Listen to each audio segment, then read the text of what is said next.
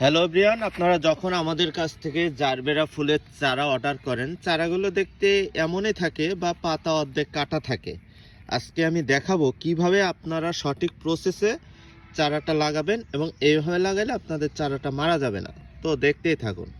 এই যে প্রথমে হচ্ছে আমরা মাটিটা রেডি করছি। হ্যাঁ, মাটিতে হচ্ছে আপনার সঠিক পরিমাণে মিডিয়া দেওয়া আছে। আপনাদের মিডিয়া দিতে গেলে অবশ্যই গোবর সার বা কম্পোস্ট সার যেই কোনো একটা সাধারণ মাটির সাথে মিশিয়ে নেবেন, বা আপনাদের বাসায় যদি অন্য কোনো উপাদান থাকে, প্রাকৃতিক উপাদান, হাড়ের গুঁড়া, শিংকুচি, চাইলে এইগুলো মিশাইতে পারেন।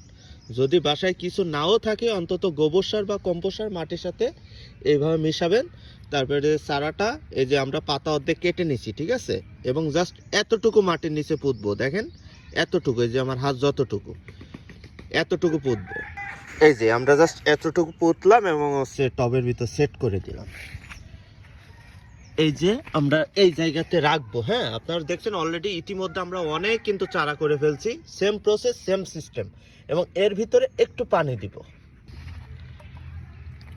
এই যে পানি দিলাম, ব্যাস হয়ে গেল। তারপর আমাদের এই যে ছোট্ট পলিথিনের শেড, এটা হচ্ছে আমরা পুরো ঢেকে দিব এইভাবে, ঠিক আছে।